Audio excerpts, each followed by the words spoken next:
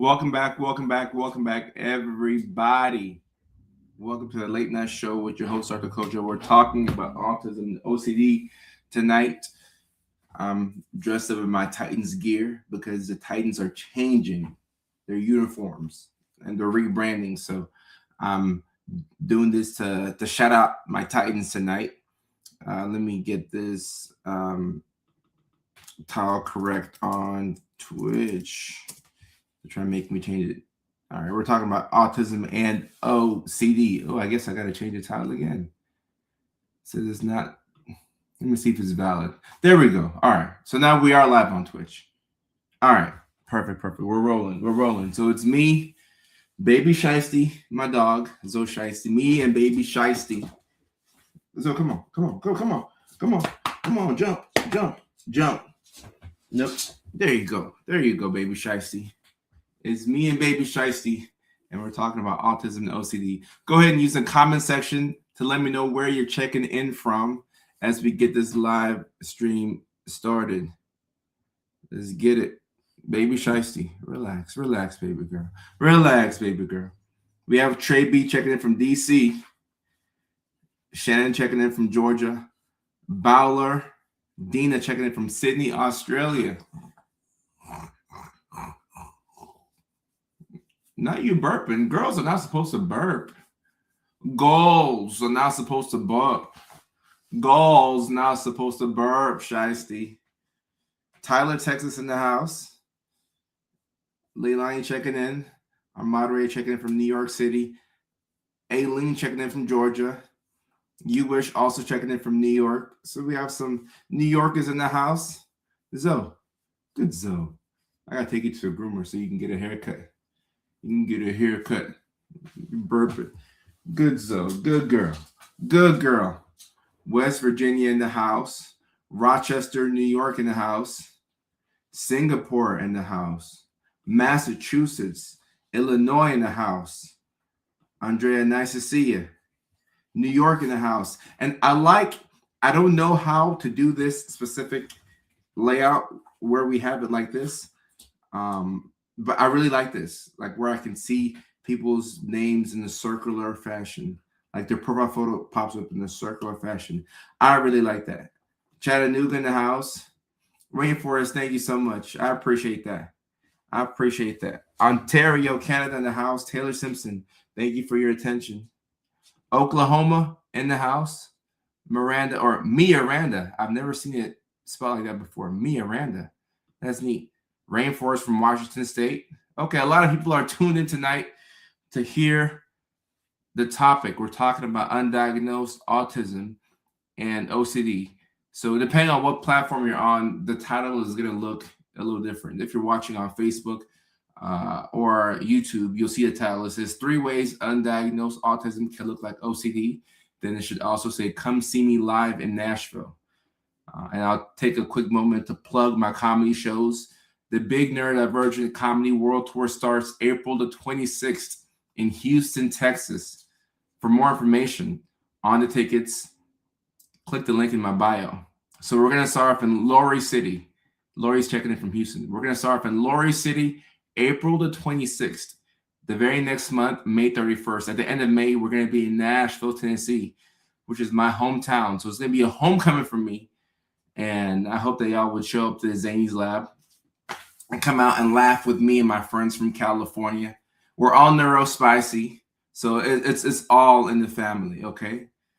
My band from California, we're all neurospicy. So the things that we talk about on this platform, we live it. We don't just, make these things up. We live it. We deal with the sensory overload. We deal with losing things constantly. We live it. So I can't wait to see y'all on this tour. We'll add more cities as we go, but for right now, April the 26th, we're in Houston, Texas at the All Jokes Aside Comedy Club. The next month, we're in Nashville, Tennessee, May 31st at the Zany's Lab. June, we will be in New York City at Rodney's Comedy Club, June 11th. Then June 18th, we will be in Chicago, Illinois at the Comedy Bar. So for more information on the comedy tickets, check the link in the bio. So I just want to say that. And if you look, if you watch my videos and you understand yourself better, there's a good chance that you could be neurospicy. I'm not diagnosing you, okay? I'm not saying that you have something, but there's a good chance that you can be neurospicy, because if you relate to what I'm saying in my videos, and we don't look alike and we don't have the same upbringing, we have different backgrounds, then there's a common thread somewhere in there. And normally that common thread is the neurodivergence. You got a brain like mine. You got a brain like mine. And I'll never forget when I did my second headline show in Chicago 2 years ago. My comedy promoter was talking to me, and we were having a hard time selling tickets. And he was like, who are your people? What's the demographic? Are you people black? Are they white? Are they Hispanic? I said, no, my people are not any specific color. My people are the people who are neurodivergent. My folks are the ADHD people, the autistic folks who deal with sensory overload. My people with OCD and depression, bipolar, that's my people. I don't have a color or a certain type of person that is my people. My people are the folks who have neurodivergent brains. Those are my people. Those are my people. So if you can relate to the content that I post, then you are my people. So Rhonda Dawn, Chase, Miranda, Judy, good to see you. All of y'all are my people. And someone says, are you LeBron? No, I'm LeBroke James. That's what the kids at the psych hospital call me, LeBroke James. Oh my goodness. All right, guys, we have a great live stream tonight. And let me talk about the inspiration for this topic. There was a video that I stitched, and I'm not sure when it's going to be posted online. I'm not sure when it'll be posted, but within the next week, it'll be posted. And in the video, I'm talking about ways that undiagnosed autism can look like OCD. And it's the premise of the video. The woman says, if your autism goes undiagnosed and untreated for too long, you can start to think that you have OCD. And I thought that that was a brilliant premise, because a lot of people have undiagnosed autism and they have no idea. Because when you go in for a psychiatric appointment, your provider, for the most part, is not really checking for autism. They're checking for depression or anxiety, give you a little bit of Zoloft, Lexapro, something to take the edge off, and they send you back home. They're not really checking for ADHD as they should be. So you could have autism and you're undiagnosed. And after you do the research, like you go on WebMD, you go on TikTok, you ask ChatGPT, and you're like, oh my goodness, I have OCD. But the OCD symptoms that you think you have could be autism. What's up, Mac? And not to confuse y'all even more, but you could also have autism and OCD at the same time. So I don't want to confuse y'all here, because you can actually have both. You can have both. But a lot of people, like Chris is saying right here, I thought I was just OCD for years. This is why it's important to talk about it. Mac, we're talking about the ways that undiagnosed autism can look like OCD. It's important to talk about it, because you can really think to yourself, man, I have OCD, I have OCD, I have OCD. And if you go to the provider, if you go to your doctor and you drive home the point, hey, I have OCD, I have OCD, I have OCD, they're going to give you an antidepressant, which is what we do for OCD. They might give you like Luvox and send you back home and say, hey, go have a good day. But if it's undiagnosed autism, then you're still going to go without the support that you need, because every neurodivergent person needs external support, whether it's in the form of a system that parents have created for you, whether it's in the form of friends that are around you that are very helpful, whether it's a housekeeper, whatever accommodations you need, whether it's a sensory thing, you will need some type of external support if you are neurospicy like me. So not knowing that you have autism, it can hurt you in that regards. All right. So that's the premise, and that's why we have this topic tonight. And the number one thing, well, I have three things for y'all, and these are not in any particular order, but the first way that undiagnosed autism can look like OCD, let me drop it right here. Rigid routines. Rigid routines. I find this very fascinating right here. Rigid routines. So think about the person who has OCD. They have, all right, so let's talk about OCD first. If you actually have OCD, like diagnosed in clinical OCD, you will have rigid routines where you will maybe have rituals. You'll wash your hands multiple times a day. You gotta wash your hands. You gotta wash your hands. You gotta wash your hands. You have to go and check to see if you left the stove on. So you go back and you check. You gotta go back home. Did I lock the door? Did I lock the door? Okay, I gotta do this. Okay, all right. So let me go back and make sure that did I get the clothes from the bed? Like I'm driving right now, but is there anything behind me? I can't see what's in the back. Did I get the clothes? Did I get the clothes? So you have these routines and rituals and OCD, and you can have the same thing in autism. So the person who's autistic normally likes to do things a certain way. And it's not just, okay, in the morning I shower, I go to the gym, then I eat. It's the way you do everything, the way you put your socks on. You put the right one on first, and you put the left one on, then you put your pants on, right? And I would hope that you put your pants on. I mean, you put your underwear on, then you put your pants. Because if you do it the opposite way, then we're not doing it correctly, right? You shouldn't put your pants and then your underwear on. You know, Melissa, I can't wait to see you at the show in Nashville. Can't wait to see you. But the autistic person who has certain specific routines as to how they do everything, if you are undiagnosed for too long, you will think that you have OCD because it'll look like the person who has OCD that does everything a certain type of way. Now, here's the difference, all right? I'm going to tell y'all the difference. And not to say that I'm diagnosing y'all, but this is how you know which is which. And like I said, you could also have both. You can have both, you know, so like, not to confuse you, but you could have both. The difference is a person who has OCD, they're doing these things to relieve a thought that they have, right? They have these obsessive thoughts. And the only way to get the obsessive thought from like torturing you is you have to do the compulsion. You have to do the compulsion. You have to do that thing, or else the thought is going to torture you. So the person who has OCD, you're washing your hands, you're doing everything because you have these obsessive thoughts. If I don't do this right now, I will be anxious. Now, the person who is autistic, who's following a strict routine, the reason why they do this is for predictability, more so for regulation. You're doing this to help regulate yourself. I put my pants on the same way. I shower, you know, I scrub my chest first, then, you know, I scrub down there, and then I scrub my arm. I do everything in a certain way because it's predictable. So it helps you feel at ease. So this is how you regulate yourself. So the autistic person is doing this in a certain way so that they can regulate themselves, whereas the OCD person is doing things in a certain way to relieve these obsessive thoughts that they have.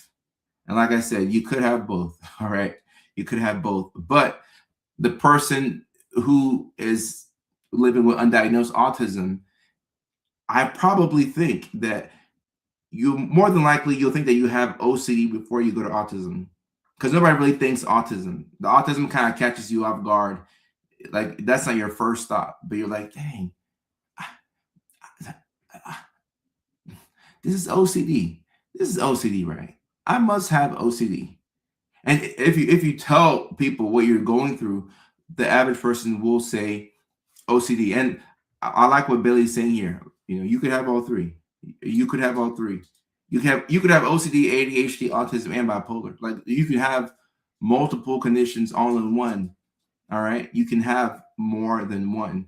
But if your autism is undiagnosed and you feel like you have a certain order to the way that you do things and you're very obsessive about that order, it could be autism. It doesn't have to be OCD. It could be autism. It could be autism. And Leilani, yeah, you could have both. You could have both. And look, even if you have both, you have to figure out which one is autism, which one is OCD. The things that you do to give you relief from the anxiety of the thoughts in your brain, That's OCD. Now, the things that you do to help feel regulated and to give you like a predictable sense of how you go about things, that's the autism. That's the autism. It's very difficult to regulate yourself when you're neurospicy, all right? If you have a neurospicy brain like mine, it's very difficult to regulate yourself. But nobody teaches you how to regulate your emotions and your mood. They should be teaching this stuff in grade school, but nobody teaches you how to do this. So kids that don't learn how to regulate themselves become adults that don't know how to regulate themselves. And then sometimes we use substances or even sex to regulate ourselves because we don't know how to do it. But one of the key ways that we regulate ourselves every single day is by having a predictable routine. And that's the autism part. And for my boys and girls who have autism and ADHD, the autism part of you helps to keep you in check. All right, helps to keep you in check because the ADHD, you want to do you want to freestyle and you want to like shoot 3-pointers and layups, and then the autism is like, all right, we're just gonna shoot this free throw. We're just gonna be structured and follow this routine, and that is what keeps you in check. It helps to regulate you. If you do things in the same order every single time, and even if you wake up at the same time every day, you go to bed at the same time, if you have a predictable nature to how you do things, it helps to regulate you. You're much less likely to be depressed if you follow a strict routine. So there are some advantages to autism. Doing things in a certain order every single day in a certain way. That is one of the biggest advantages to autism. And if you have ADHD as well, like I said, the ADHD lets you freestyle. We can have some fun. I feel like it's kind of better to have both, right? Because you want to have a little bit, you want to have a little bit of fun too. You can't follow your routine all the time, but for the most part, if you have that strict routine, then it's going to help you. It's going to regulate you. It's one of the best ways to regulate yourself. Having a strict routine and getting sleep.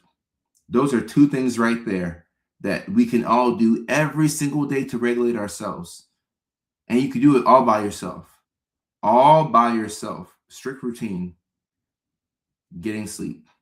Now, food can make you happy, but that's different. Sex can also regulate you, but that involves another person. But you can do these two by yourself. Sleep and the strict routine. Sleep and the strict routine.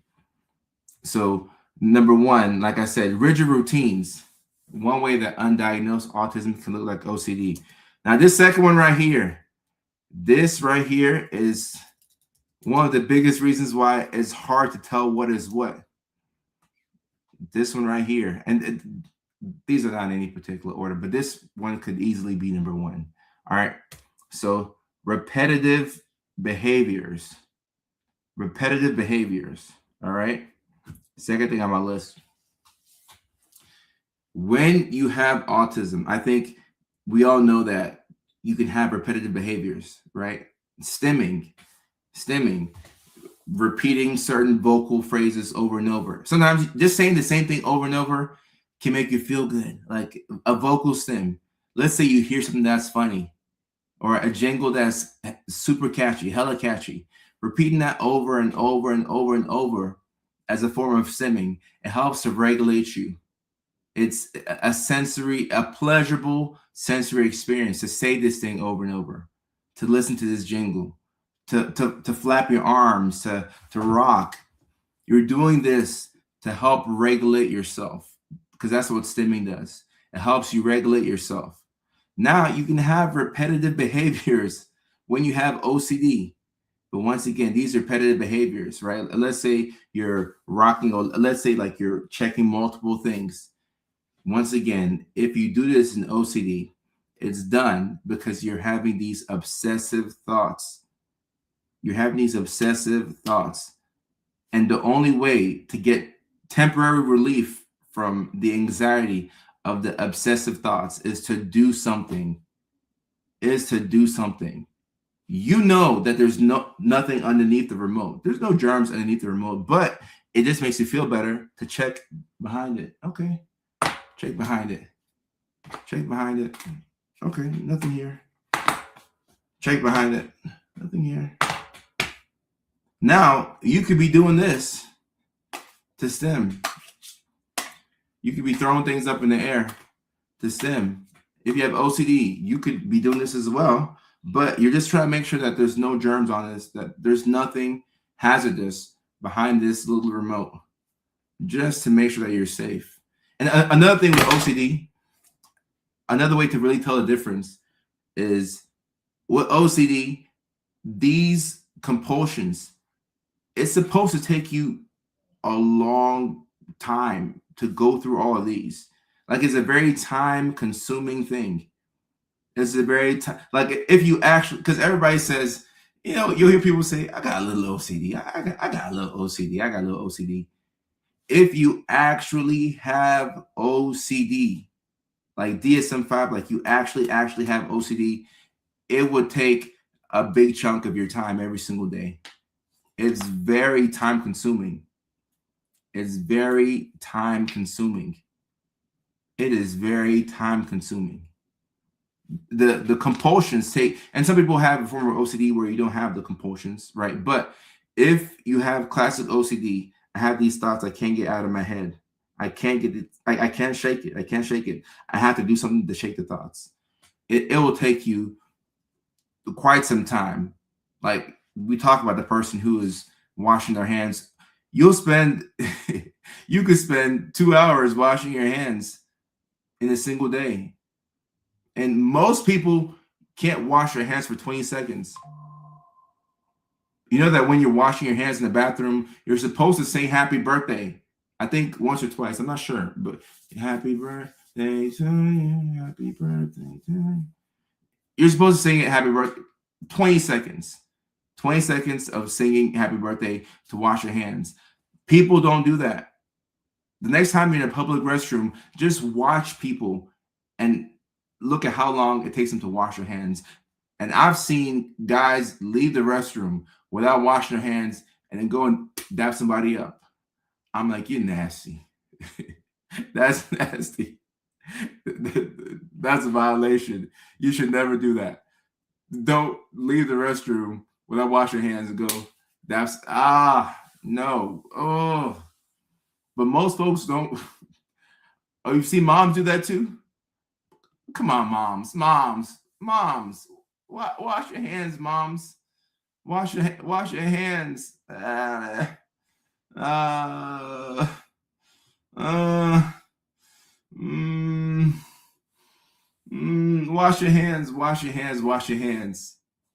So you're supposed to sing happy birthday twice. I've never seen somebody wash your hands for 20 seconds, like actually get in there for 20 seconds. So the person who has OCD, who is washing their hands, that could take you 2 hours out of your day. So think about how much time you lose due to the compulsions. Think about how much time. That's a lot of time. That's a lot of time. That is a lot of time. And Scott, you're right. What you don't know won't hurt you. Yeah, you're right. So if you don't wash your hands and you try and dap me up, don't let me know, because the moment I know, I'm like, that's hella nasty. That's hella nasty. So number 2, repetitive behaviors. In autism, that's stimming. It's done to help you regulate yourself. In OCD, it's done because you have to relieve the anxiety that comes from having these thoughts.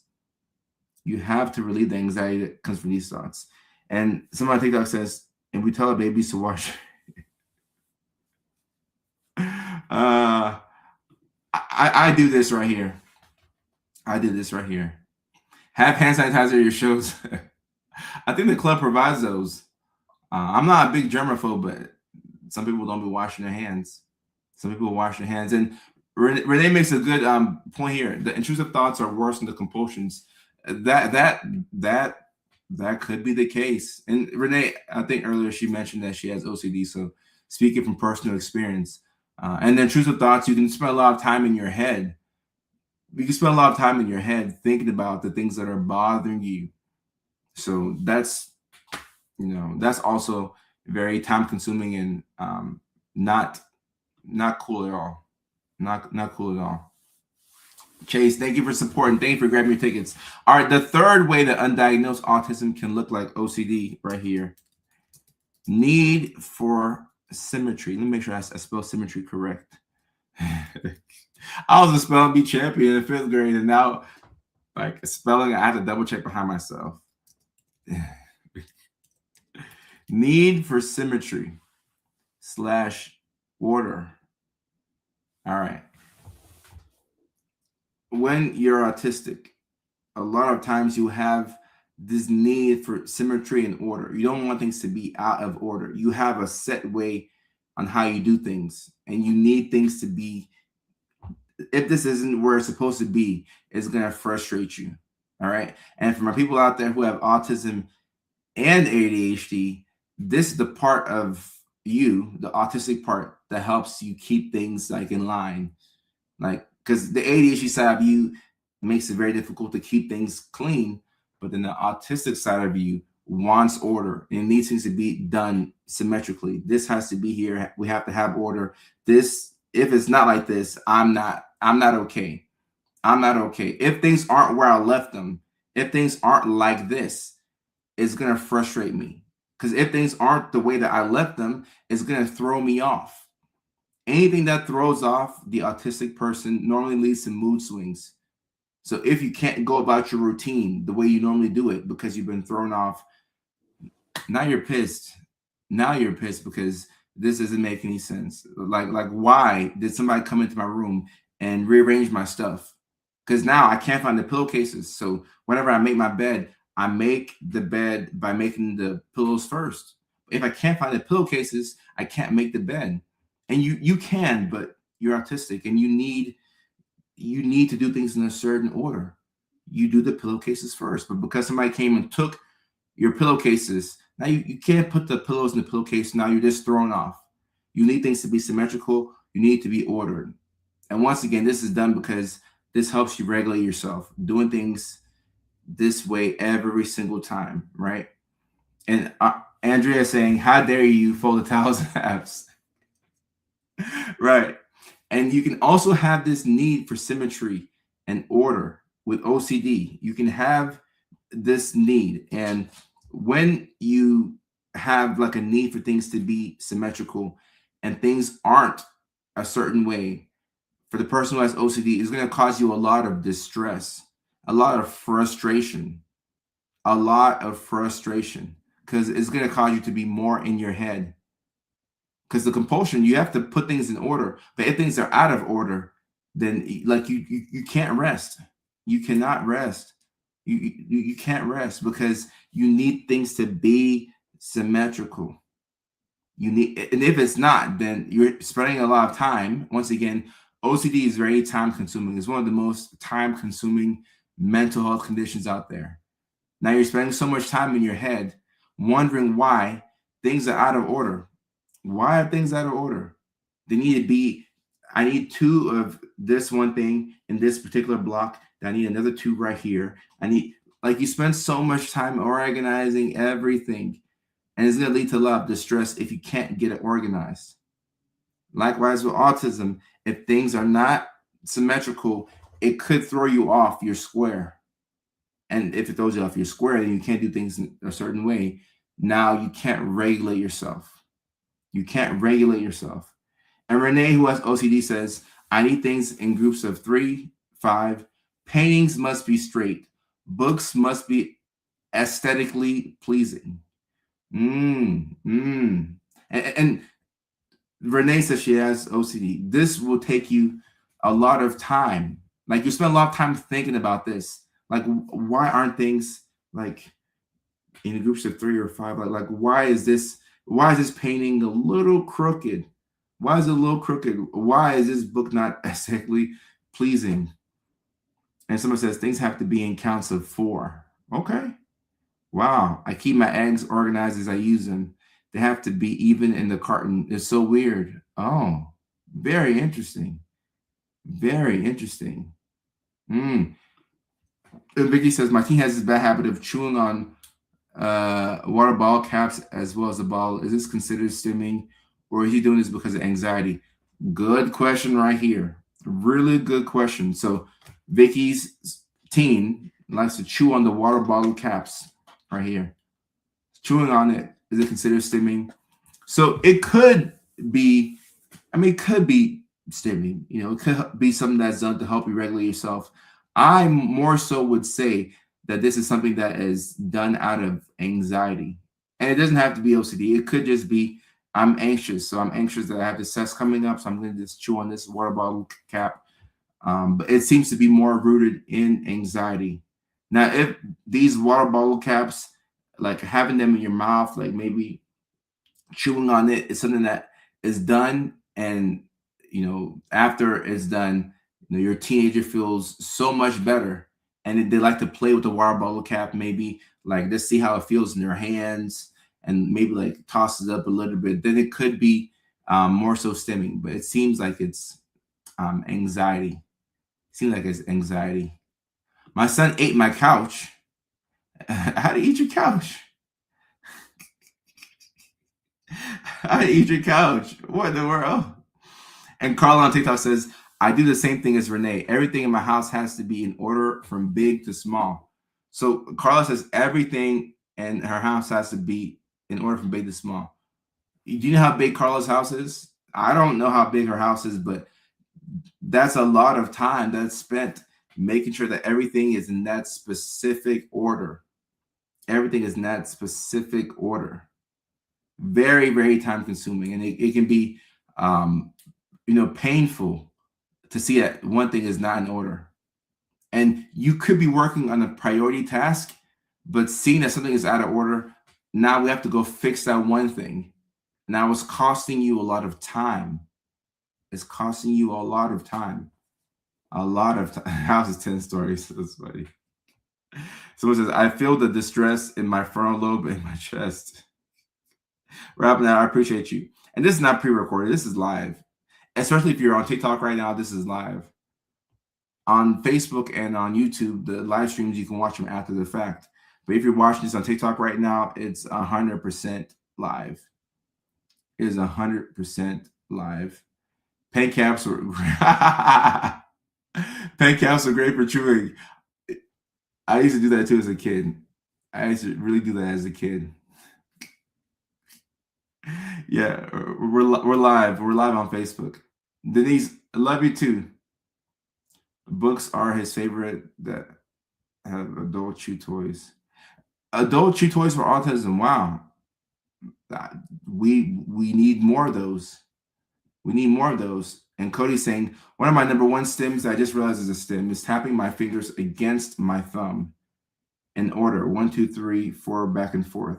I usually play a tune in my head when I'm doing it. Ah, okay. Now I'm looking at how you have to do this in order. This looks very autistic right here. And I'm not diagnosing you. I'm not saying that you're part of the family, but this looks very autistic. Tapping your fingers against your thumb in order 1, 2, 3, 4. And then back and forth. So do you reverse it in the same order? If it's 1, 2, 3, 4, do you go 4, 3, 2, 1? And usually play a tune in your head while doing it. Yeah, this definitely seems like a stim. This is definitely a stim, because playing this song in your head as you're going like this, it would regulate you. You would feel better. 1, 2, 3, 4, 4, 3, 2, 1. 1, 2, 3, 4, 4, 3, 2, 1. 1, 2, 3, 4, 4, 3, 2, 1. Reverses some order. I figured. Mrs. JFLMC, I appreciate that. I had to wear Invisalign 3 times, so now I force my smile throughout the day on purpose. I'm like, I spent too much money to not smile. I gotta smile now. I'm not allowed to have clicking pens. I spin them, then click, click, click, click, click, click. Yeah, this is one of the key ways to stim, especially for kids. But I'm sure, because I still do this as an adult. I'll still I also click the heck out of a pen and annoy whoever is in my area. That sound is just very pleasing to me. That click, click, click, click, click, click. I really like that. Tap harder with the palms of your finger when with the palms of you feel it. Oh, Colleen. Okay. Okay. Okay. A lot of stems unlocked tonight. My stem is picking up other people. That's funny, right there. That's funny. That's funny. That click pen. Oh, yeah. We can annoy a lot of people with that click pen.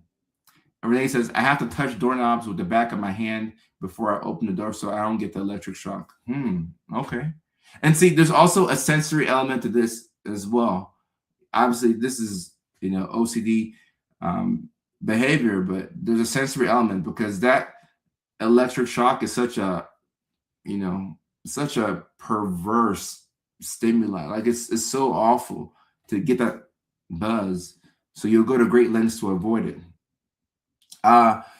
Link in the bio for the show in June in Chicago. That's June 18th at the Comedy Bar. The link should be in the bio. I feel like a lot of girls do micro hand stems. Is that what it's called? Micro hand stems? This is definitely a stem. And I started my live streams doing this right here. It took me a while to realize that that's a stem. Someone says my stem is talking. I can't touch paper if my skin is dry on TikTok. I could do the clicking one, but no one around me better do it. Linda, that's very ADHD coded. Linda on TikTok says, I can do the clicking, but no one around me better do it. I feel the same exact way. I can click, but you better not click around me. Because if I'm clicking, then I'm in control of the clicking. I can stop once I'm tired. But if somebody else is doing the clicking now, I'm not in control of the clicking. Yes, I was a gifted kid. Yes, I was a gifted kid. A lot of us in here with autism and ADHD were gifted kids. Any gifted kids in the chat? If you were a gifted kid, put a 1 in the chat. I'm trying to see something. Put a 1 in the chat. I'm trying to see something. What about standing on your toes, going up and down? Definitely a stem. Definitely a stem, Hunter. And this is actually a pretty nice stem. I like to do this as well. Standing on your tippy toes as a grown man. I do that. Gifted kids right here. Gifted kid, gifted kid, gifted. Look at all these gifted kids in the chat. Gifted and burnt out. Gifted kid. Can't wait to see you in Chicago. Gifted kid, gifted in the retired class, gifted. On TikTok, we have 1, 2, 3, 4, 5, 6, 7, 8, 9, 10, 11, 12, 13, 14, 15, 16, 17, 18. 18 on TikTok. 19. Wow. 20. Wow. Struggled, then gifted. Back to struggling as an adult. A lot of us, and see, that's why neurodivergence, it is a superpower when you have support. Neurodivergence without support is a nightmare. And when you become an adult, and a lot of times when you have no support as an adult is because we don't have our parents around, we don't have the school system. Like, even as toxic as the school system is, it's not really meant for us. It does give us some type of structure. And then you grow up and then there's no structure at all and there's no support. You turn into a burnt out adult. An adult that's working just as hard, but you're getting like maybe a half of the benefits of your work. And you're working hard on the wrong things too. A lot of us who are gifted as kids, you were praised for the things that you could do well, but you had that support from the structure. So now without the support, this is what happens right here. Claudia, this is what happens right here, the skill regression. And this is definitely a real thing. Ooh, I wish it wasn't real, but this is definitely a real thing. It's definitely a real thing. It's so hard And this is one, I mean, this might be the most embarrassing part of neurodivergence, honestly. The skill regression. I think it's the most embarrassing. You can't do the things that you once could do as an adult. I mean, it goes without saying. It goes without saying. And a lot of us as adults, you know, are by ourselves. You know, we're lonely, or we don't have, the help of parents, or maybe parents are aging, or maybe you're single, you don't have anybody, and you could be in a relationship, and you could be embarrassed to ask your partner to help you out, like even just getting the groceries, driving, laundry. I mean, someone says, I lost my social skills 6 years ago and becoming disabled. It's tough. It's very difficult. And also, speaking about all these gifted kids, if you were gifted, you were in AP classes in high school, you were in the IB I was in the IB program. It damn near made my head spin. I don't know how I graduated, but I was in the IB program. But these gifted kids, IB, AP, you were in all the advanced classes in middle school. Keep in mind, you were praised for your intellect, and you were praised for your skills. So if you grow up and you become a burnt out adult and your skills regress, now your confidence drops as well, because a lot of your confidence was rooted in the fact that, oh, I'm pretty good at this, I'm pretty good at that, like I'm known for these things. But when you can no longer do these things, you have this full-on identity crisis, and it's uh, very yeah, it's a lot. It's a lot. It's a lot. Colleen, IB programs are no joke. My kids, whenever I have my kids will not do the IB program. No, ma'am, no ham, no turkey. My kids are not doing the IB program. Nope. It was just, and I came out of it, and it helped me out. I became a better writer, and like I have 2 books now, and like it helped me out. I'm not gonna lie, it helped me out. But man, I didn't need to be under that much pressure in high school. That, like that's the curse of the gifted kid. You work so hard on the things that don't matter. No, 16-year-old me should have been chasing more girls. I should have been.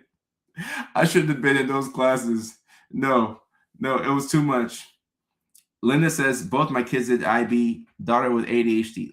Linda, way to go to your kids. IB is not easy. IB is not easy. Not easy. I was a professor whisperer in college.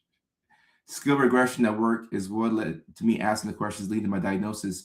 So this right here is actually one of the benefits of skill regression. Not that we want this to happen, but this is one of the things that leads people to ask themselves questions like, "Dang, something is going on. Like something ain't right. Something is going on, and I need some type of help." And then when you look into it more, then you connect the dots. You're like, "Oh my goodness, it's ADHD the whole time.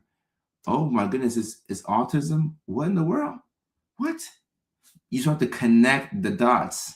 So that's one potential benefit to skill regression. And once you get the diagnosis, then you get the help, because every neurodivergent person needs external support. Sometimes I like to delude myself, and I'm like, "Oh, I'm Dr. Kojo, I'm fine." And then I'll have a week where I can't get anything done because the place is dirty. And I can get up and clean it, but it's just too hard to get up and clean. So I'm like, all right, man, I'm just waiting for the housekeeper to come. The housekeeper comes once a week, and I know that's a privilege. It's definitely a privilege, and most people probably can't have that happen. But the housekeeper coming, and I've told my family this: if everything goes to shit, and I lose everything, I have no money in my bank account, I will find a way to have a housekeeper. Like I can do public transportation, I can sell my car, but please don't take away the housekeeper, because cleaning the house is so difficult. So difficult for me. Just getting up and folding the clothes. It'll make you cry if you think about how hard it is to get some of these things done. My goodness. My goodness. Together we can. I can't wait to see you at the Chicago show. It's going to be amazing. It's going to be amazing. This is something that's interesting to realize, that not everybody has a narrator, an inner monologue. And then you're like, why is my narrator so negative? Why is my narrator so negative? Andrew says, also, I'm synthetically happy. High masking. And look, if you're one of these people, these gifted kids, or you're a high masker, I mean, this is a topic for another day, but when you're neurodivergent, you can't just date anybody. You can't just be friends with anybody. You need friends that are okay if you don't reply to every text in like the group thread. You need friends that are okay with you going off the radar for 3 weeks and you pop back up like nothing happened. You need somebody in your corner that you don't have to mask around. Like, isn't that a nightmare? What do you mean? What do you mean you have to go to work and you have to mask and you have to laugh at jokes that aren't funny and you have to talk about the weather and you have to talk about what people did on the weekends, and then you go back home to your person and then you're masking in front of your person? Oh, heck no. Oh, heck no. No. No. No. No. Tara on TikTok. Tara, that's hilarious. Tara says, so if a guy ignores you for a week, maybe he's autistic. Tara, truthfully speaking, he could be autistic, all right? He really could be. He could be. He could be. And this is why it's important. You don't have to tell somebody that you have autism on the dating app or whenever you meet them, but it's helpful to let somebody know, all right, hey, I like you, and we've been seeing each other for 3 weeks, but I'm not the type of person that will text you every day. But me not texting you for 3 days doesn't mean that I don't like you, but it means that I'm knee deep into what I'm doing now, and I'll text you on the weekends. And if the person who has a really good routine, who's autistic, says that they'll text you on the weekends, then they'll text you on the weekends. But the responsibility of having to text somebody every day could be too much. And that's why when people say, if he wanted to, he would, that doesn't work for neurodivergence. It doesn't work for neurodivergent guys. If he wanted to, he would. And I guess you could say if she wanted to, she would. You could flip it both ways. It doesn't always work for those of us who are neurodivergent, because when you have ADHD and or autism, and you also suffer from executive dysfunction, there's a big gap between what you want to do and what you end up doing. Having the desire to do something is not the same as being able to do the thing. The problem lies in the execution. So this is why it's helpful to know yourself and to know what you're up against. My object permanence extensive. And this right here, that's the ADHD right there. That's the ADHD. You forget that people exist because they're on the other side of the country. That's the ADHD right there. Elaborate some. On my earlier point, Susie, just saying that wanting to do something and then doing it are two different things. I could want. All right, I'll use myself. I have some clothes on my bed that I want to fold. I've been wanting to fold these clothes since Monday. All right. Since Monday, I've been wanting to fold these clothes. Have I folded them? No. Every day this week, I have slept on the couch. Housekeeper comes next week, Monday. When she comes, more than likely, she'll fold them. How long would it take me to fold these clothes? Probably like 15, 20 minutes. But, and look, I would love to leave this live stream and go fold the clothes. But then I get there and I'm like, damn, the clothes. I want to do it, but the follow through is just not there. And Kelsey, once again, the inner critic in our heads, you can't beat yourself up. You have to be your own best friend. Like, you have to talk to yourself like a kid and say, good job. We left the house today. Good job. Like the way you talk to your dog, you have to talk to yourself the same way. We left the house today. Good job. I did 4 loads today. Hey, you should be proud of yourself. 4? That's a lot. That's a lot. That's a lot. Together we can. I appreciate you. Thank you for coming, and looking forward to seeing you at the show in Chicago. This is another one right here. It's very difficult to watch new shows and movies, even though I want to. You want to watch the new series that came out on Apple TV, but you end up watching The Office because you know what's going to happen. It regulates you. You feel good. I have the same problem. I have the same problem. People will come up to me and recommend all these great shows. I'm like, oh, I want to watch it so bad. I end up watching The Last Dance. I've seen it a million times. And somebody made a post on social media. They said, why am I procrastinating smoking the weed I want to smoke, or something like that? I thought that was hilarious, because even things that, you know, aren't like productive that you want to do, you could struggle to get those things done, because it's like, all right, I still have to do it. I still have to do the thing. Michelle says, just got diagnosed with level 1 autism last week at 43. Your video started my journey. Thank you, Michelle. Michelle, I love those comments. I love those comments. Like, I get to be a part of people's journey, and like that means, it means so much to me. It means so much to me. Michelle's 43. I mean, I've spoken about this multiple times, but the 43-year-old woman who has been living 4 decades of her life with undiagnosed autism. Think about all the big decisions that you made without knowing you were autistic. Now, Michelle, I don't know you, but a 43-year-old woman, you know, average 43-year-old, they would have made decisions about their career. They would have decided who they want to spend their life with, what they do for fun, who their friends are. You're making all these big decisions, not knowing that fundamentally you have a condition that requires you to have support. You're supposed to have some support. And Walter, this is a great live show topic. A great live show topic. We should definitely talk about alexithymia. And I wish I had a pen, but I'll let this right here, so I don't forget. But yeah, emotional blindness is what this is. Not knowing how you feel. It makes it hard for you to, you know, advocate for yourself. And Lavita, I agree with this, but I'm not sure if everybody.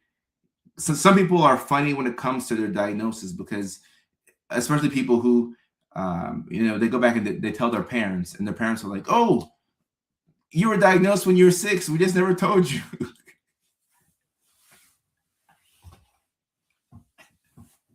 I hate to laugh, but you know, like, you have to find the humor in it. Parents are like, "Oh yeah, they said you had ADHD when you were a kid." Like, I was an adult before my mom told me that they were trying to put me in speech therapy classes. I was like, "You never told me this."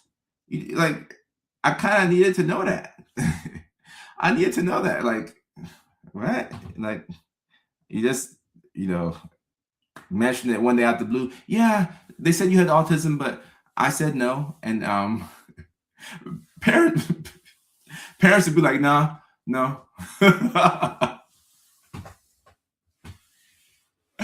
Oh, my little brother went to the psychiatrist for a checkup. Say he was depressed. They tried to give him Zoloft. My mom said no. My mom told doctor no, he's not taking it. Well, you know, but you know, the older generation, they didn't know. They didn't know. So, she's becoming your wife becoming a life coach for neurospy. Walter, I love to hear this. My wife just got diagnosed with ADHD and alexithymia at 47.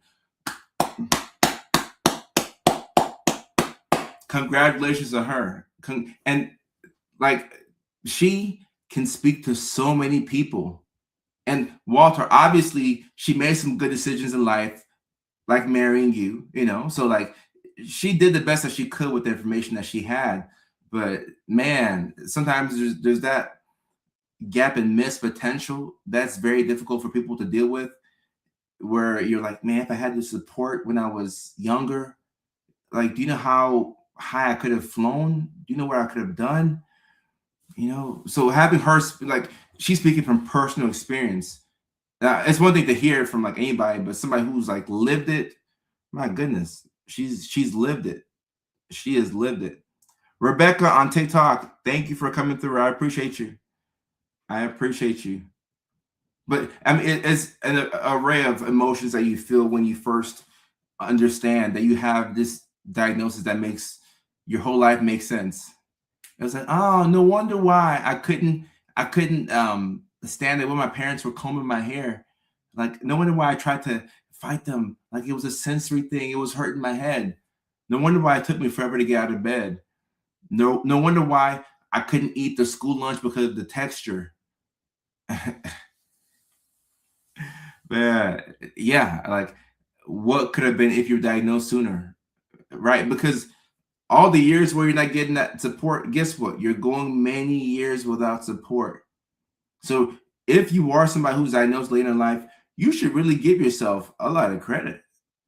Like, you should give yourself a lot of credit. You have all these negative voices in your head, but you should give yourself a lot of credit because you raw dogged two of the hardest conditions to raw dog, and you made it. Now, I know that probably could have done better with more help, but man, you got to give yourself some credit.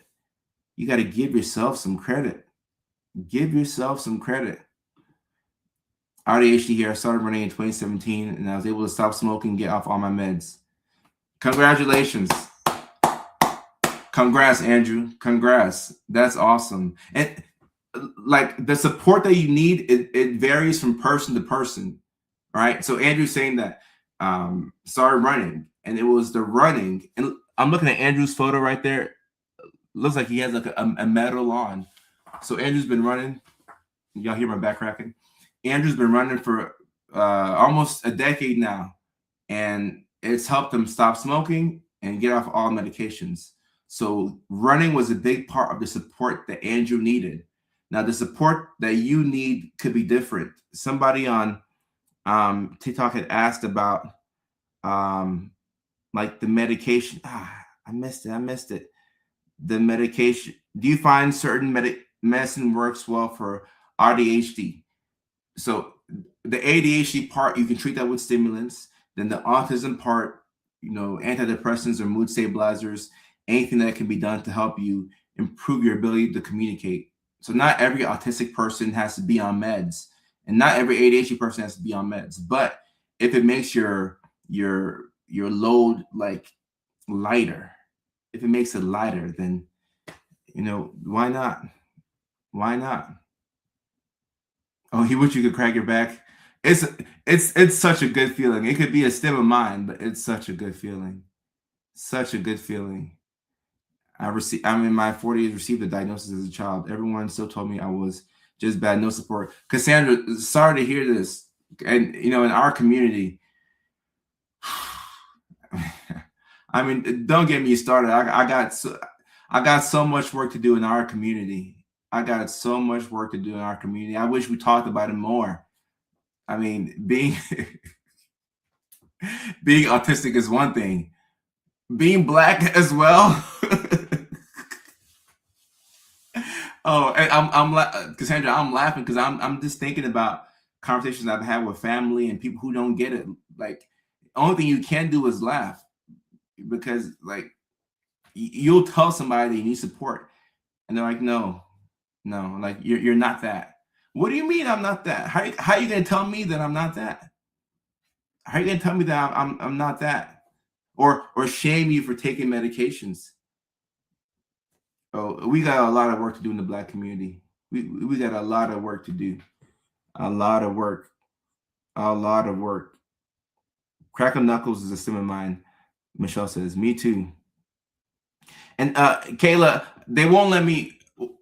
Let me catch my words. They won't let me talk about certain medications on live stream. Like I've gotten flagged for that. But the mood stabilizers, they vary based on the person, you know. But the whole goal of mood stabilizers, especially with autism, is to help you communicate better. So the example I give is, think about when you're very upset, like when you're pissed off.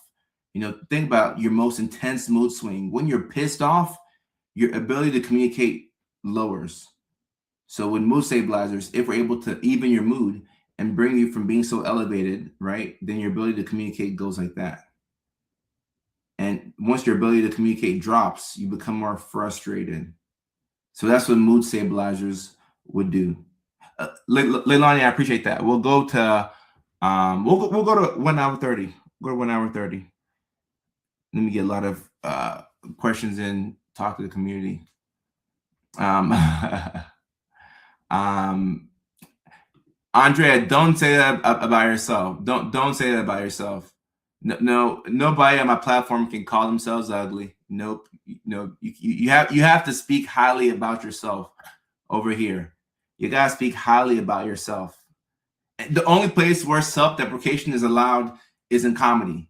So, Andrea, if you're a stand-up comedian like myself and you're doing a show, sure, then you can be self-deprecating. But outside of stand-up comedy, no self-deprecation is allowed. No self-deprecation is allowed. I can't let you do yourself like that.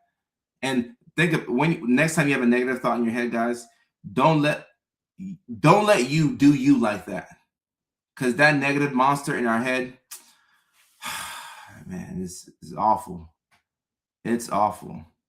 Yes, I'm from Ghana, West Africa. Ghana, West Africa. Nestle, I appreciate that. And I had a barber in Dallas, Texas, who told me, he said that we are all a couple of, you know, big checks away from being very beautiful people. My barber in Dallas said that. So his whole thing was like, ain't nobody ugly. Like, you just need $20,000. That's his whole thing. So yeah, like, we're just underfunded. Just say that. We're just underfunded. Okay. I mean, you say average. Ugly is just too strong of a word. It's too strong of a word. You can say average, sure, but don't say ugly. And if you have jokes, like I would love, you know, I'm all for comedy. Hit an open stage somewhere where you're at. Somebody asked a question on TikTok. How do I fix a relationship after being manic? It feels like I'm doing the cleanup for someone else. Well, I mean, once again, self-compassion. Like after mania, self-compassion, because a lot of the decisions that you made, once like you realize, you know, what has happened, there's a lot of shame there, a lot of guilt. So self-compassion, and apologize to people that you may have hurt, but don't over apologize. You know, you don't have to go on an apology tour. You know, don't over apologize. Just do what you can. Just do what you can. We got these spinners, me and my sons. Adults have to see, that's the thing about being an adult. People will shame you for having fidget spinners and doing things to regulate yourself. Or imagine an adult who is stimming at work. Like, think about how odd that would be. You're at work and you're stimming. People are going to be, you know, put off by that. But kids are allowed to stim. One kid stim is play. But how come we can't play? Like, how come we can't have fun? Like we can play. Adults need to be able to play. Mali, no, Ghana. Andrew's Ghana. But Mali is close to Ghana, so that's pretty close. Dana, I appreciate that. I appreciate that. And I'm assuming that you're talking about autism and ADHD. And it's important to know that you have both. It's important to know that you have both. It's very important to know that you have both. Because the autism acts as a parent to the ADHD. And the ADHD gives you a chance to be spontaneous. So that's good. But, you know, we gotta keep them in check. We gotta keep them in check. I got an autistic mind with ADHD mouth. Oh, so autism and ADHD? Yeah. And as adults, what I'm seeing happen is the adults are getting the ADHD diagnosis first, then the autism diagnosis second. That's what I'm seeing most adults go through. Or maybe they'll have a child who has autism and or ADHD, then the child gets diagnosed and then they get the diagnosis. So those are the patterns that I'm seeing. Ah, somebody I have a ring on my pointer finger that spins for stimming. Oh wow. I do it as a bartender and I definitely confuse people. Abby, that's dope though. That's dope. You can stim as a bartender. Can you stim in I oh are you asking me if I stim more in public places? So now like within the past year and a half, I'd say I've been um stimming more just wherever. But it was very difficult for me to stim in public because I assume people are looking at me and kind of being in my head. But now I stim anywhere. I stim in public. I stim on the toilet. I stim everywhere. Classic. That's what happened with me. Figured out ADHD 2 years ago, then autism recently. Right. And once you know these things about yourself, you feel like you're a superhuman because now you can advocate for yourself. You can advocate for yourself. D. Rivera, my pleasure. My pleasure. Not knitting, crocheting. Yeah. But I mean, it sucks that when it comes to stimming, you have to think about what's socially acceptable. I mean, most adults will think about this. If I'm being realistic, like you're gonna think about it. So, yeah, knitting, crocheting. But when you get to the point where, as you care less, you just get so much power. My son is ADHD and I'm autistic. My mom says she felt so much validation after my son's diagnosis since I never got my diagnosis in childhood. Ah. And see, that's the whole point of being a parent. You want to do better than your parents, did. Like you want to learn from what they did right, do that, and then you want to also figure out ways to, help your kids out. And then your kids will also help out their kids in ways that you can help them out too. My cousin's friend and her husband has 3 autistic kids, and they don't understand where it stems from. Right, right. They're gonna be shocked when they realize that either one of them, if not both of them, is probably on the spectrum. Mm, let me see. Public stimming is those micro hand motions, leg shakes. Ah, lets me look busy. Hmm. I usually try to mindfully do a checklist. Like, is there a background noise, white noise? Oh yeah, that's something that we like a lot. The background noises. Is the input. I appreciate you. Starting therapy for potential OCD, but suspect I'm also ADHD. Yeah, and like I said at the top of the stream, you could definitely have all 3. But it's still important to know like which one of your behaviors is coming from what. Oh, this is from the OCD. Me checking the stove a million times before I leave the house. Got it. Okay.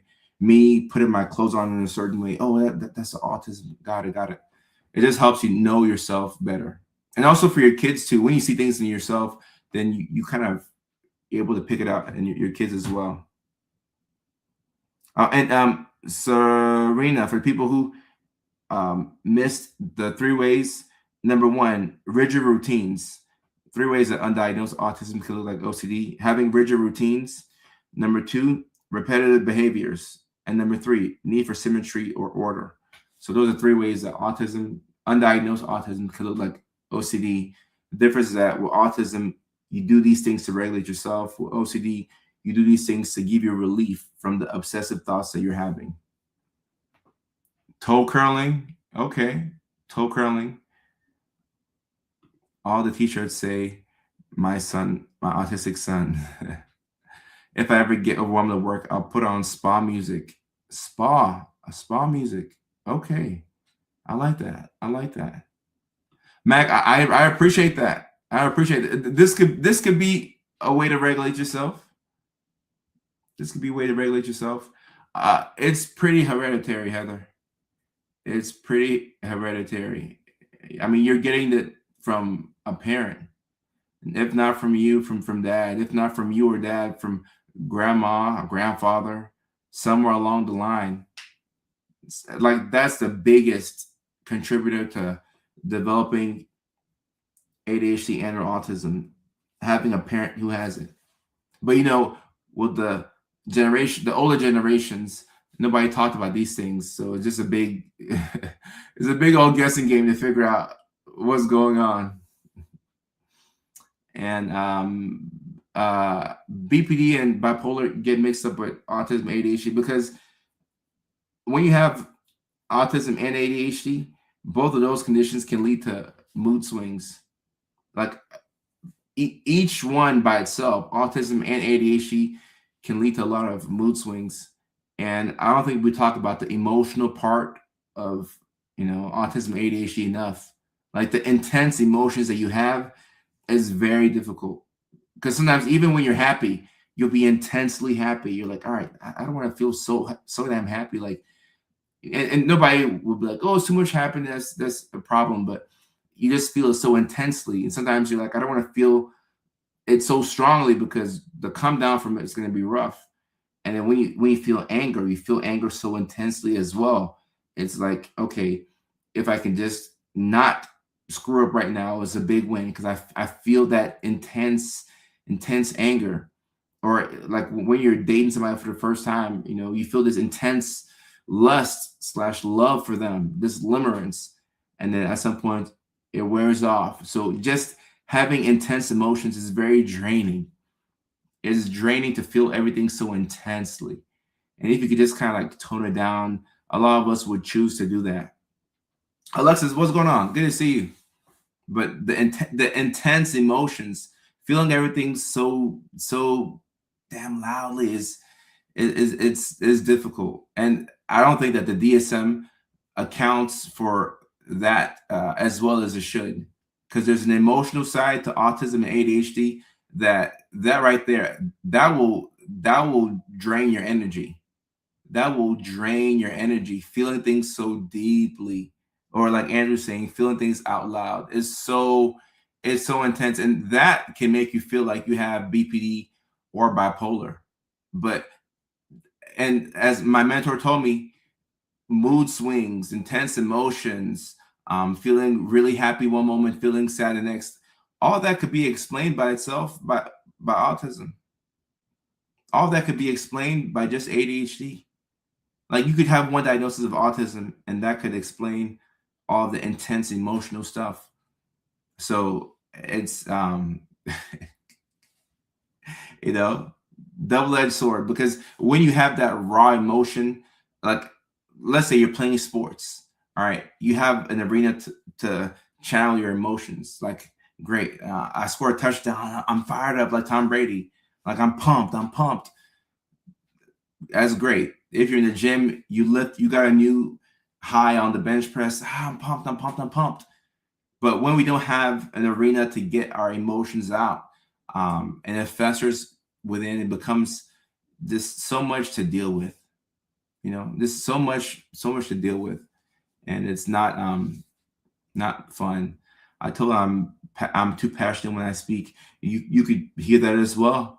And most people don't speak with passion. So if you're speaking with passion, it's like, damn, like, why do you care so much? Why do you care so much? Please make a video on BPD and ADHD. Okay, gotcha. I think that'd be a good video. That'd be a really good video. And Tatum is saying, as someone who has both bipolar and ADHD is a struggle. Right. I mean, now if you have bipolar and ADHD, then that's that's even harder to keep the mood in check. It makes it that much more important for you to keep a schedule, keep a routine, to get sleep, to avoid things that throw your emotions all over the place. And it's important to know what your triggers are. Like especially as a young adult. Figure out like what are your triggers and how can you limit your exposure to these things. Because if something pisses you off every time it happens, how can I be exposed to this thing less? I know I'm gonna get pissed off when I do this, so I'm just gonna not. And sometimes for some people, that's like relationships. I'm gonna, you know, swear off of relationships because I just keep being pissed so much, or certain work environments. I can't work in this environment because it's just too much for me. It's too much for me. And here's another thing, also feeling other people's emotions.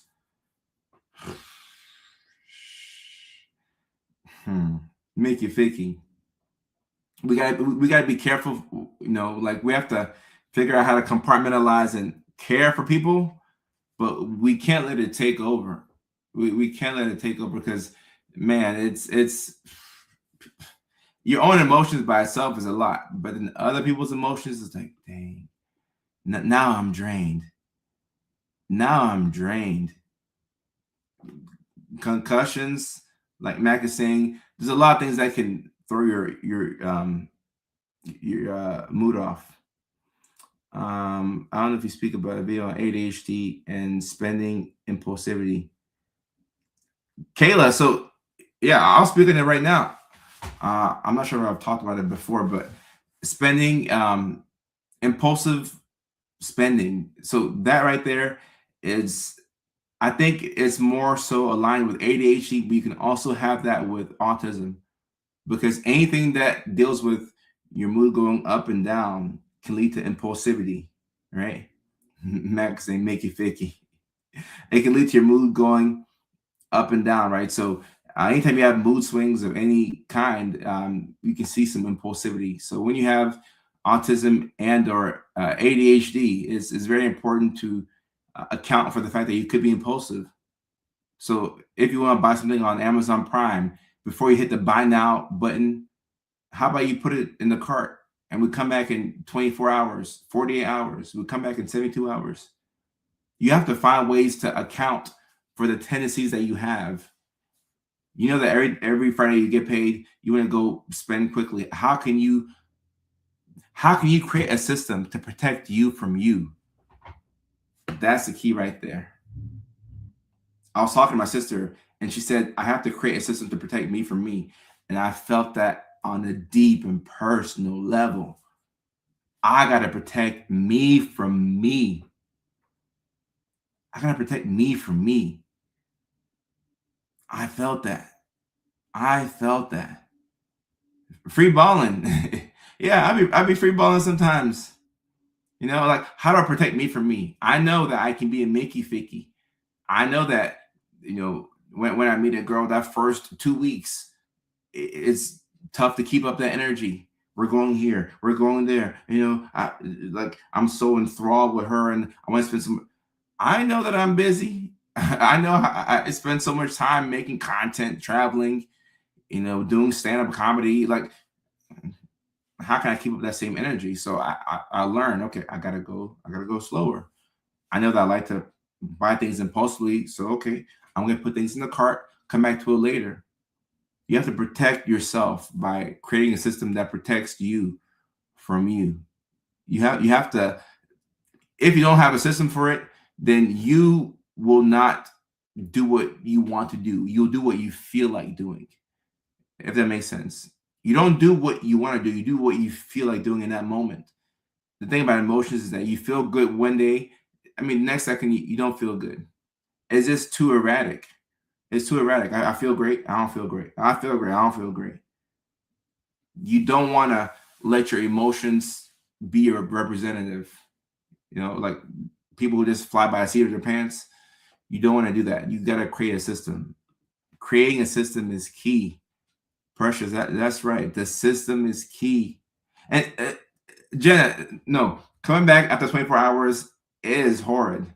That sucks. Like you wanna click it and have it delivered to your house in a 24-hour time span. But if you put things in a cart and you leave it there for a couple of days, what you'll find is that a lot of things that you thought you wanted, you don't want those things. You didn't want that thing. You thought you wanted it. but you actually didn't want it. You got to protect yourself from yourself.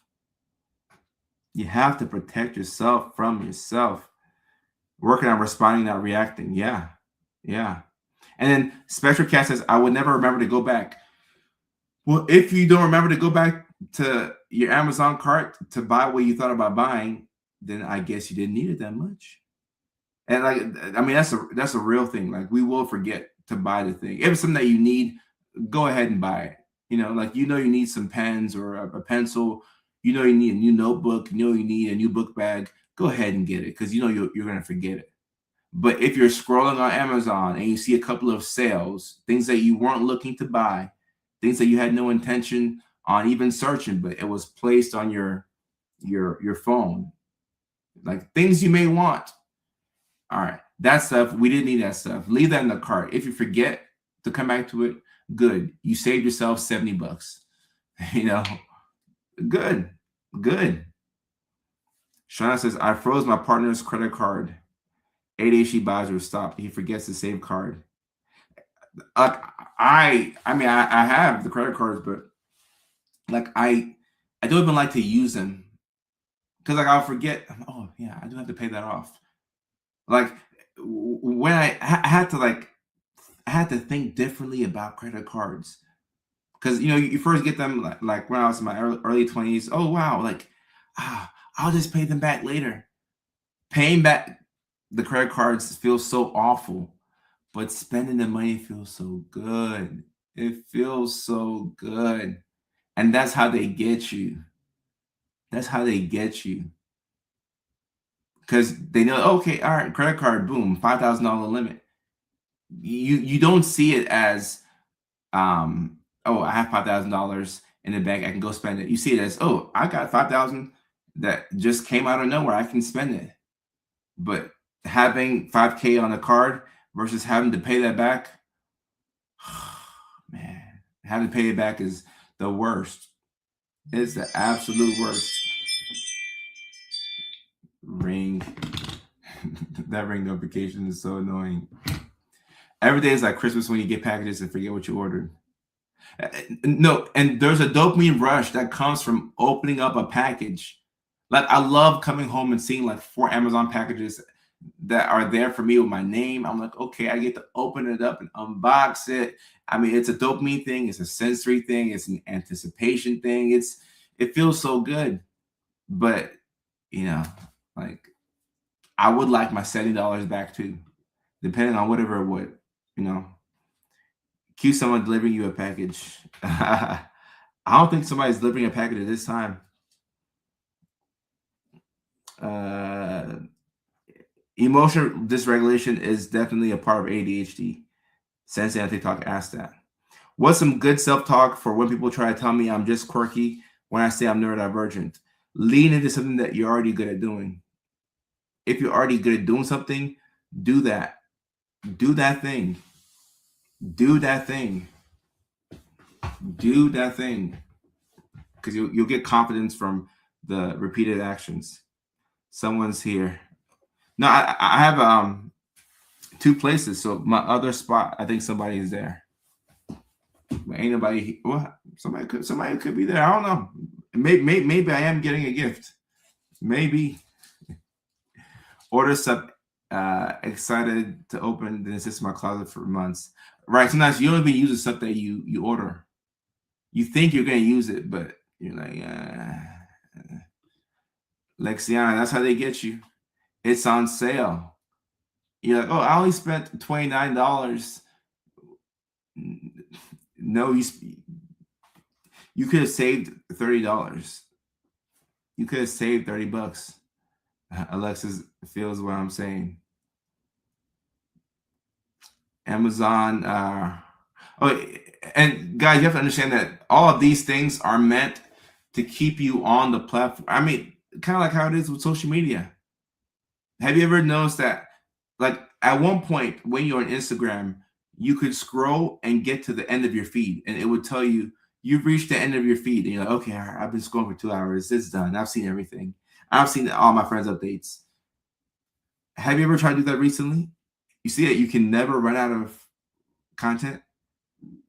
there's no, like, you could be on Instagram and TikTok for hours. You could be on TikTok for 5 hours scrolling. You really could, from 10 p.m. to 3 a.m. And if you're neurodivergent, you know exactly what I'm talking about. It's so easy. It is so easy to do that. So everything is a fight for your attention. Everything is a fight for your, like, it's one big game of trying to focus. That's what it is. Elon Adams, tighten up. Tighten up. It's one big game of trying to focus. Let's watch your routine video and resonate with me. I don't do the same thing every day, but I gym the same exact way. Right. That's what I'm talking about, Julie. Like, you go to the gym, it's leg day, so you start on the treadmill, then you go to the Stairmaster, then you do the leg, like, yeah. Yep. Let me see. It's about to resist. Right. Keeping your focus like this, very difficult. And somebody says, you just reminded me that I have to go to bed right now. Look, if it's your bedtime right now, hey, I don't want to stop you. It's 11 o'clock on the East Coast. It's 8 o'clock for us on the West Coast, but it's 11 o'clock on the East Coast. Right, Julie. So if you're, like, let's say it's leg day for Julie at the gym, and she has a certain order to which she does things. Like, she has to go from the treadmill to the Stairmaster to the leg press to the Bulgarian split squats. So she has to go in that order. If somebody is on the last treadmill, if all the treadmills are taking up, then it's going to be very difficult for you to start your workout, because you're like, I got to start on the treadmill before I go. You know, it causes you some distress, and maybe you do go out of order, but it doesn't make you happy. It will throw your mood off a little bit to have to switch up something, because it's the consistency and the predictability that helps you regulate your mood. It's the consistency. I'm doing legs tomorrow at 5, 6 a.m. Okay. I did legs. Must be Thursday. Yeah, today's Thursday. Thursday is leg days for me, and leg days are very difficult to keep. I like to skip those days, but I can't do it. Can't do it. Mac, you're making everybody look bad now. You're making everybody look bad with your early morning workouts. The muscles don't muscle the same if you go out of order. I could be that way for you. Your RDHE content has been a lifesaver. Thank you for doing what you do. Birch, I appreciate you. I appreciate you. I appreciate you. I had every intention to eat after my workout. I hope it's not too late to eat, Andrew. Hope it's not too late to eat. I might walk 10 miles. That's exercise. This is exercise. Keeping focus is great until hyperfocus sets in and suddenly you've been away for 2 days. Yeah. And that's why, I mean, sometimes you can't opt out of the hyperfocus. It comes, it takes over, and, like, I'm being realistic here. Sometimes it takes over, and that's all you can think about, and that's all you can do. I'll say, do your best to be as productive as you can be while you're hyperfixated on something. And when you're done with that thing, allow yourself to relax. Allow yourself to rest for a little bit. Give yourself the space to breathe. Like, it's okay to breathe, all right? Give yourself the space to breathe. And Leilani, I see that we're getting close to the 1 hour, 30-minute mark. I'll answer this question, then I'll talk about the comedy shows. Can you speak on how RDHD may affect sex drive? Yes, so I actually have a specific video about this on YouTube that I think is, well, actually I have a couple of videos about this on YouTube, but it's important to, first of all, this is one of the reasons why it's helpful to know if you have autism and or ADHD. Now, the ADHD part specifically, ADHD can make sex feel like it's more important than it actually is, okay? And this is obviously before the Mickey Ficky, right? Before the Mickey Ficky, it feels like it's so important, it's so urgent, it's so, and it, look, I'm a man, so, like, It's important. It's important, but it's not the most important thing in the world, right? But if you're fiending, right? Let's say you're fiending. You're really fiending for the Mickey Ficky. That's all you can think about. So now it's taking up your focus. It's clouded up your focus, your judgment. That's all you can think about. And then you'll have moments where you have no drive and you don't even want to be touched. So once again, this goes to the emotional side of ADHD where you feel emotions so intensely. Whatever you're feeling, you feel it 3 times as much as other people. If you're feeling like a horn dog, you gotta have it. You gotta have it. And sometimes I'm not saying that neurodivergent people are cheaters or that we're more likely to cheat. I'm not saying that. I'm not saying that. But when you have a neurospicy person who does not know how to regulate their emotions, and let's say they're in a relationship and they cannot get that from their person, then sometimes like you look to get it from other sources because you have to have it. You have to have it. And it's not until after you like once you're done, then you're like, oh, this wasn't as important as I was making it out to be. My goodness, it wasn't that important. What? I'm tripping. And then like I said, you have times where you have no drive. And also your drive could be impacted by the sensory environment. If a certain smell is in the area, it could throw you off. That could kill the drive. If there's a noise or the lights are too bright, it could kill the drive. And that's the part that people don't want to, I think, acknowledge. It's very difficult. Let's say you're in a committed relationship, you and your partner, and there's something in the area that threw off your drive, right? So maybe the lights were too bright, or maybe there was a sound, or maybe you smelled something. Maybe the dog farted. And you lost your drive. And I'm talking about you're hugged up with your person, about to take off their pants, but the dog farted or something happened and it threw off your drive. Now you're like, all right, man, like I'm done. The other person can be upset, and rightfully so, but something threw off. So something, it just ruined the vibe. Like vibes are very, very important to us as ADHD individuals. Vibes are very. You're right. Don't blame the dog. You're right. You're right. Don't blame the dog. Don't blame the dog. You put it in.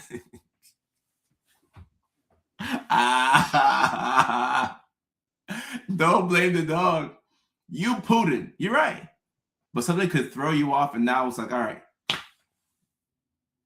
it's over. Like we cannot have the Mickey Ficky now, and that could mess up things with you and your partner, and they could be telling themselves, well, anytime that we're about to get intimate and one thing is off, it messes up your whole day. So that could be difficult to manage in a relationship. So I think it's important to account for the emotional side of autism and ADHD, and like sometimes like it could be the person too.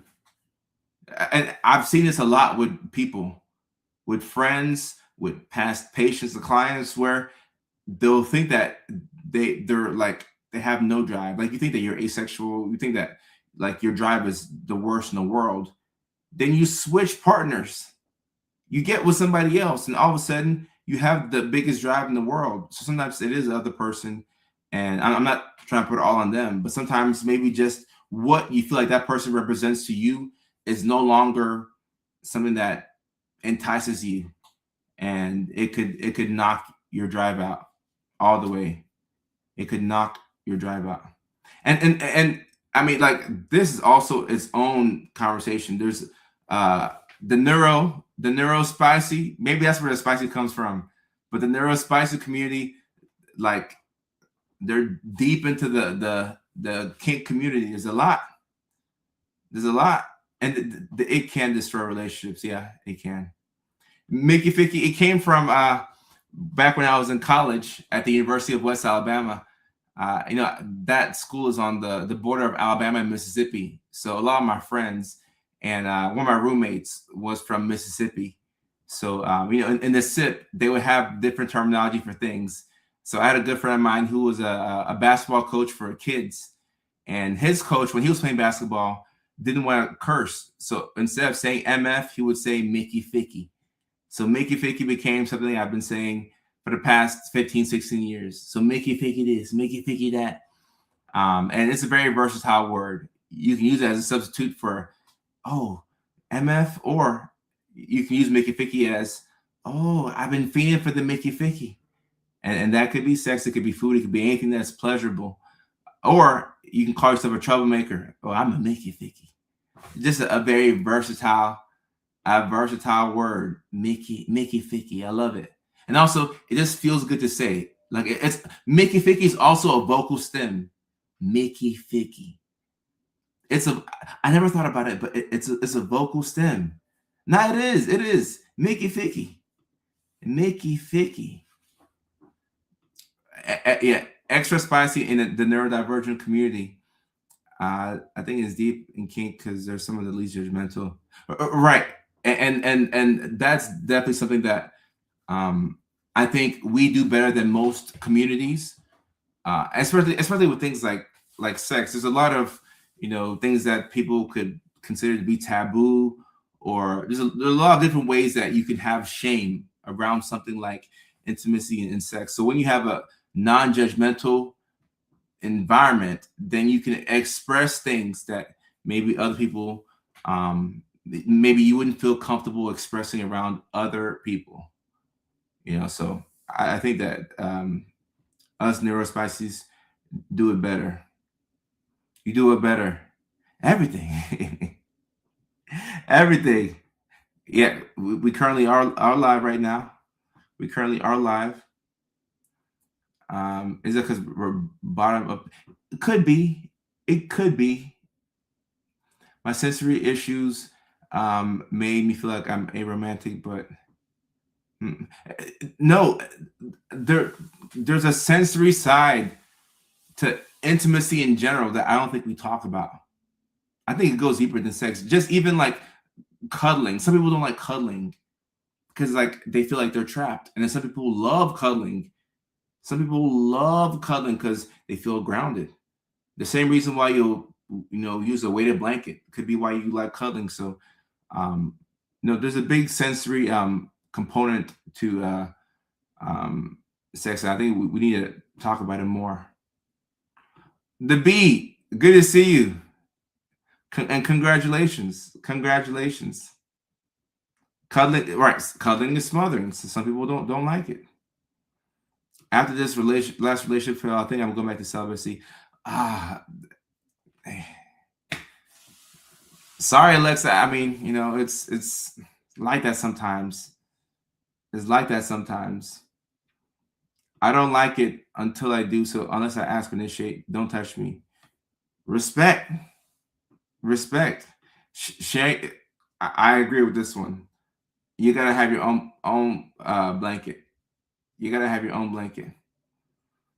And SM Diva on TikTok says, I need someone that understands my autism and my spicy. 8 tips for not thinking about eye contact. I apparently said in people's souls. How I concentrate in the story. So, Julie, I think it could be helpful to. I mean, like this came to me top of mind, but watch a movie or a show that you like and look at somebody that you admire or respect or look up to, and watch how they look at people and pick up on some of those mannerisms, because that's essentially what you do if you're like masking in public or social camouflaging. You're looking at people to see how they make eye contact, so on and so forth. I think when you watch movies or TV, or you see how people do it in other environments, then you can kind of see like how two people are interacting, on a TV screen, and see what things look like.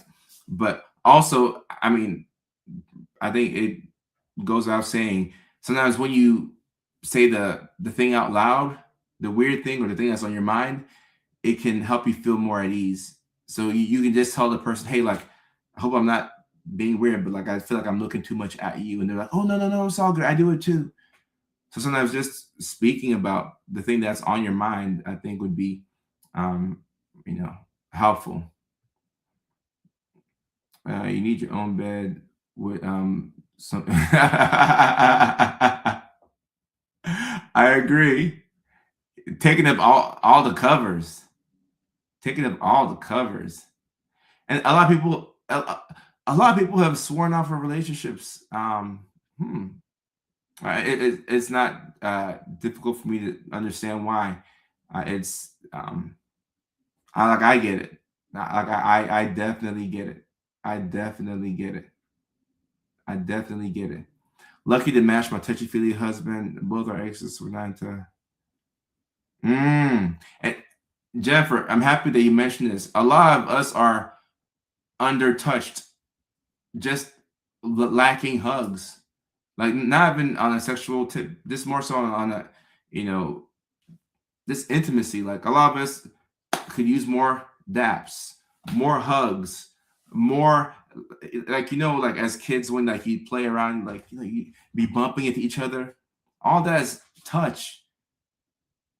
It's like now, like I'll see like videos of people trying to get boys, trying to prevent boys from like fighting or like being rough with each other. Not yeah, don't be doing swanton bombs from a super high bunk bed to hurt yourself. Yeah, but like boys gotta be boys and play around and wrestle and like we need that. We need touch. We need touch. We're under touched. I think I think we're under touched as a um community. We're under touched. Emotionally manipulative patterns. Ah. And kind of like with Jennifer, I think it's finding the right person or finding a person that you're compatible with. Like the older you get, you realize that just being a good person is not good enough. Like you there's more that has to be in line for people to work, you know. And a good hug changes a lot. A good hug changes a lot. Changes a lot. Okay, let me see. Okay, all right, I gotta get back to my assistant. Okay. All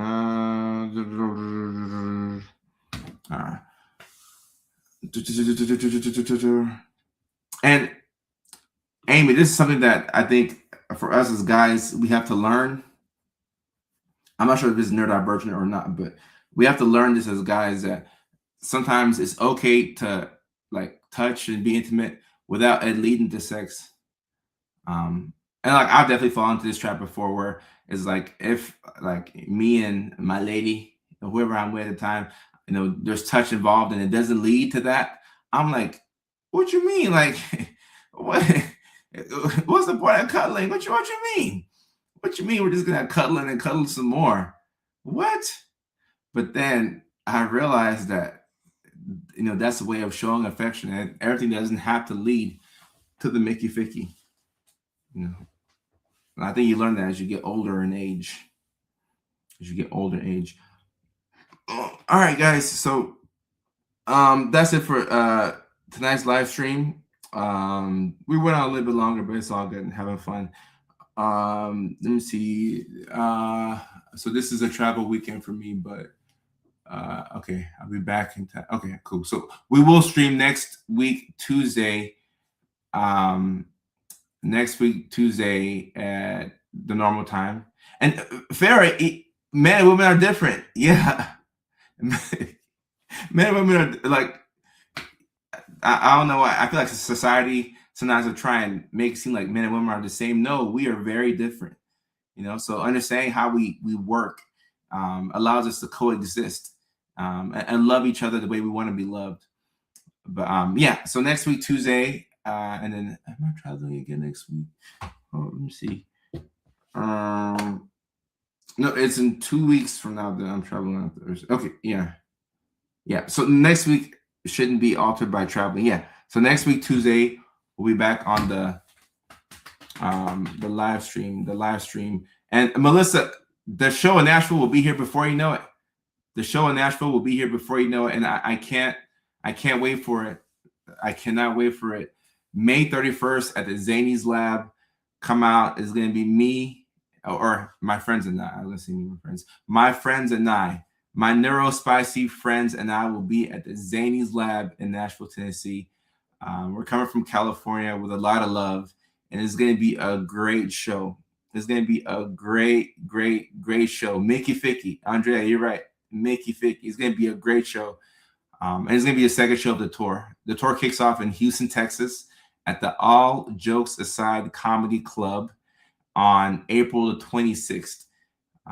That's going to be an awesome show. The tickets for Houston are selling really fast and really well, and I really do appreciate that. Likewise in Nashville, the tickets are selling super fast, and I'm so grateful for the fact that we're selling tickets. I really appreciate that. We will add more cities to the tour. Alexis, I would love to come to Oklahoma City. When I come out, come through, but I would love to come to Oklahoma City. But we do have 4 cities on the tour right now. We have Houston, then Nashville, kind of like my Titans. They were in Houston, then they went to Nashville. So Houston, April 26th, Nashville, May 31st, New York City, June 11th, Chicago, Illinois, June 18th. And then we'll add more places. And there's a lot of cities that I'm looking to come to. Oklahoma City is one of those. Not San Antonio, but I'll talk to my bookers about San Antonio. We're definitely looking into cities like Seattle, DC. So DC, we're looking into DC. Oklahoma City, some shows in Cleveland, Columbus. So we're looking to come all across the country and, to interact. Like I will be interacting with my people at the show, during the show. I want to talk to y'all. I'm not going to be like just talking on stage. Like I want to talk to you. I want to see who's in the crowd. I want to see who my neurospices are. I want to see exactly who has come out to the show. It's going to be an awesome time. Yeah, there are YouTube videos of the comedy if you go to my YouTube page. And I do drop some shorts, reels, stuff of the comedy, but it gets buried with all the other content. So if something is going viral, then you'll see that more. Would love to come to Miami. Would love to come to St. Paul eventually. Raleigh. Would love to come there. Neurospicy. Coming from North Carolina, Melissa, I appreciate that. No shows in Wisconsin yet, but we would love to come out to Wisconsin. But we're definitely be in Chicago June 18th. I had a brain fart right there. Somebody on TikTok is saying, Atlanta. Yes, I gotta come back to Atlanta. Was there 2 years ago. Seattle, Rebecca, looking to come to Seattle. Then Georgia +4 is saying, still waiting on those Australia dates. Georgia, would love to come to Australia. And I'll let you know. I know you're a mom of 4, so it's gonna take some preparing to come out to a show because you got to get babysitters and all that stuff. But yeah, I'll definitely let y'all know. We'll definitely let y'all know. California. I mean, we have monthly shows in California all the time. Like that's the home team.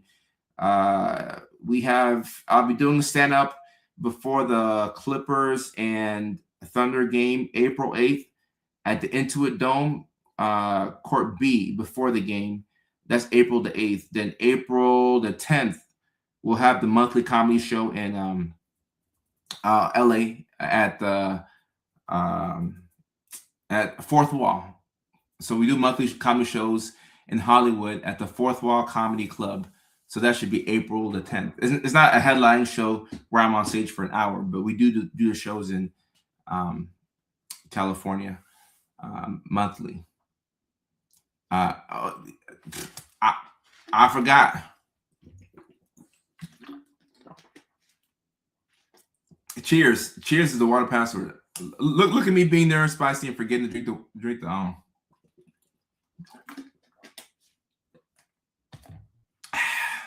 Yeah, if you click the link in the bio, then you can get the tickets for the Clippers game. The stand up before the Clippers game. That's the link in the bio.